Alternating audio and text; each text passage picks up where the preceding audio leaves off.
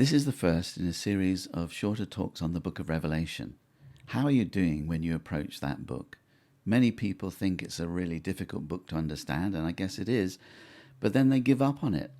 But actually, it's a really important book in the Bible.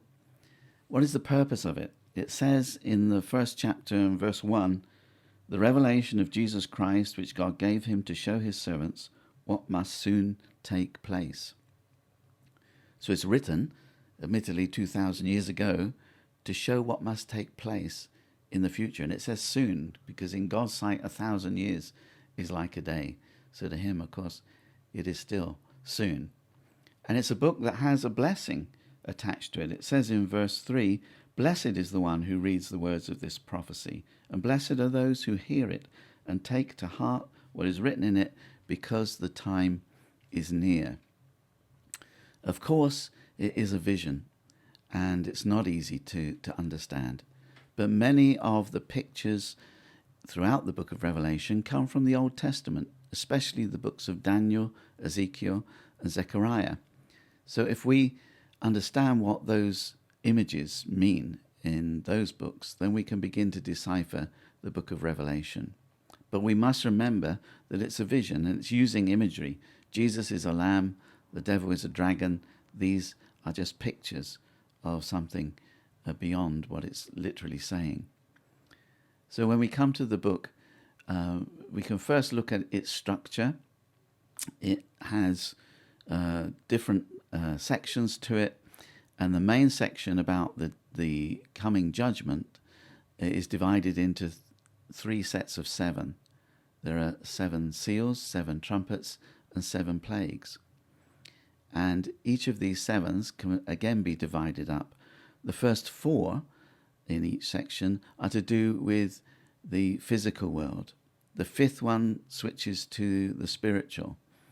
And the 6th one tends to deal with the last judgment. So, for example, with the seals in chapter 6, the first 4 have been dealing with war, famine, and plague in the physical world. But then the 5th one turns to a vision of souls under the altar in heaven. So it deals with the spiritual realm. And then the 6th one deals with the final judgment. And when it comes to the 7th seal, it then gets subdivided into 7 trumpets. The first 4 deal with the physical world, the 5th one with the spiritual, and then the 6th one again with the judgment.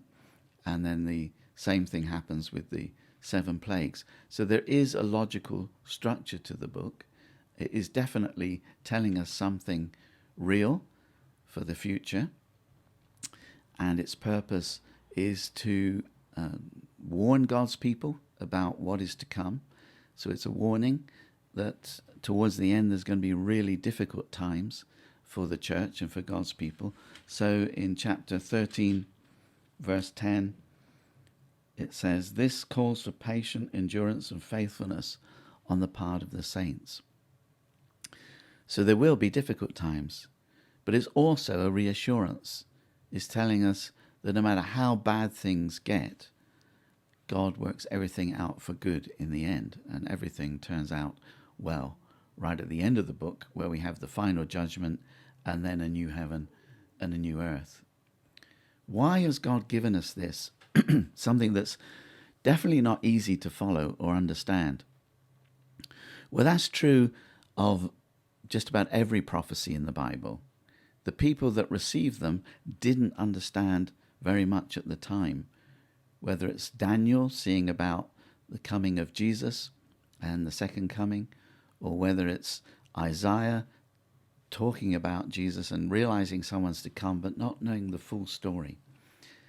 So it is with these prophecies. We've got an idea, but we won't know how it's actually going to work out until the events take place. So why has God given it? Well, so that when these events do begin to take place, we can take comfort from the fact that God is in control. He's already told us ahead of time what would happen. And in fact, Jesus said that to his disciples. He said, see, I've told you ahead of time what will to come, because then they would take courage when things began to get difficult. And so it is for the church as a whole. that this is here so that when things become difficult, we can take courage from the fact that God is still in control. If it wasn't there, and the church was being attacked by the Antichrist and people being killed and put in jail, people might begin to lose faith, thinking, where is God in all this? But actually, God has told us ahead so that we would be prepared and ready and take comfort from that knowledge that at the end, everything is going to turn out well.